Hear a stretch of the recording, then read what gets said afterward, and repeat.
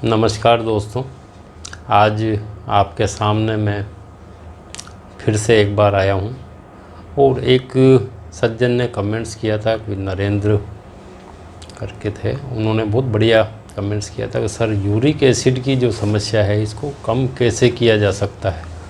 तो मेरा भी ध्यान इस पे गया। मैं वाकई में ये आज की तारीख में बहुत बड़ी समस्या है। यूरिक एसिड जब शरीर में बढ़ जाता है तो कई तरह के रोग इससे हो जाते हैं, गाउट, गठिया, ये। और ब्लड के अंदर जब इसकी मात्रा बहुत ज़्यादा बढ़ जाती है तो यहाँ तक मैंने देखा है कि आप पेशेंट को कहीं भी हाथ लगाइए और डकार मारता है तुरंत, कहीं भी बॉडी में कहीं भी जब हम टच करेंगे तो ये बहुत चरम सीमा है यूरिक एसिड के बढ़ने की।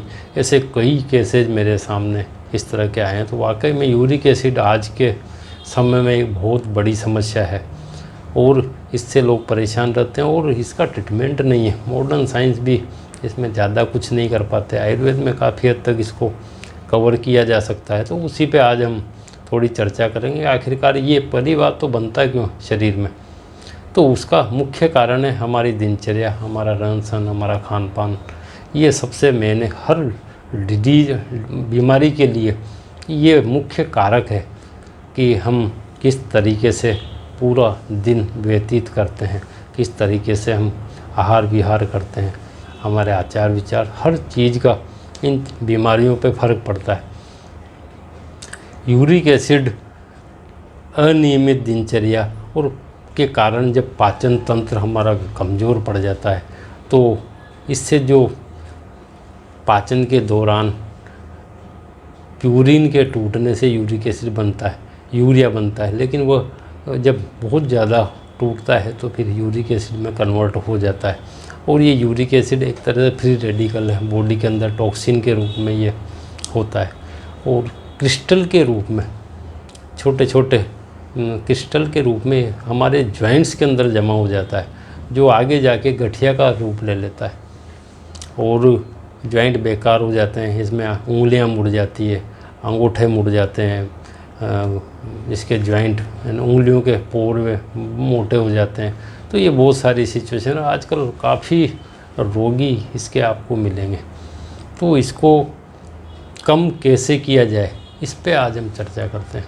एक बहुत बड़ी समस्या का समाधान मैं बहुत सरल और घरेलू उपाय के रूप में आपको बताऊंगा। आप यदि ये फॉलो करते हैं तो निश्चित मान के चलिए कि आपका यूरिक एसिड लेवल 1 महीने में ही कंट्रोल हो जाएगा।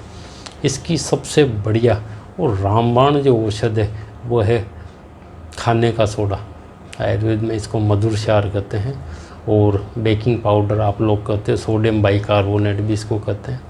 ये इसकी सबसे बढ़िया दवा है। इसको लेने का तरीका बिल्कुल साधारण है। आधी चम्मच सुबह पानी में मिला के ले लो, सुबह खाली पेट, और एक बार शाम को खाली पेट ले लो। बीच में भी आप ले सकते हो यदि कोई समस्या हो तो। इसको लगातार आप लेते हैं तो यूरिक एसिड की मात्रा काफ़ी कम हो जाती है। इसके साथ आप जैतून का तेल आता है, 1 से 2 चम्मच ऑयल आप सुबह शाम इसको भी ले सकते हैं। इसके साथ गर्म पानी ज़रूरी है, गुनगुना पानी इसको आप लें। इसमें आप भोजन भी बना सकते हैं, खाना वगैरह, सब्जियां वगैरह भी इसमें बना सकते हैं।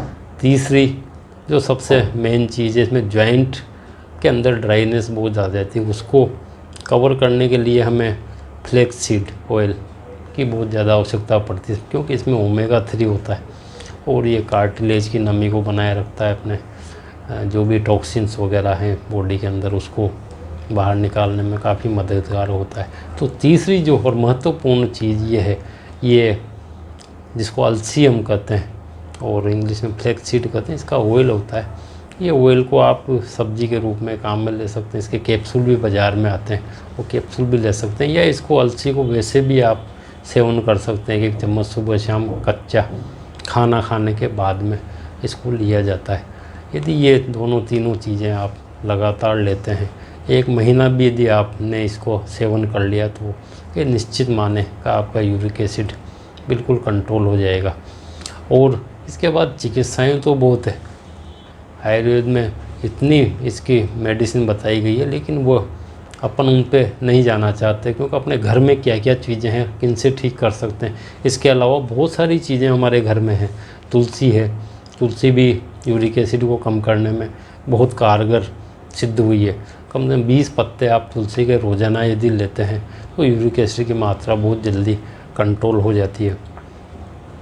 इसमें जो चीज़ें हैं नहीं खाने की, वह है प्रोटीन। रात के समय में कभी भी दाल का सेवन मत करो, इससे यूरिक एसिड बहुत ज़्यादा बढ़ता है। नॉन वेज इसमें त्यागना पड़ेगा। ठंडी चीज़ें और खट्टी चीज़ें, इसका विशेष ध्यान इसमें रखना है कि इनका सेवन हम न करें। यदि हम थोड़ा परहेज का भी पालन करते हैं और इन घरेलू उपायों को हम अपनाते हैं तो यूरिक एसिड से आप घर बैठे निजात पा सकते हैं।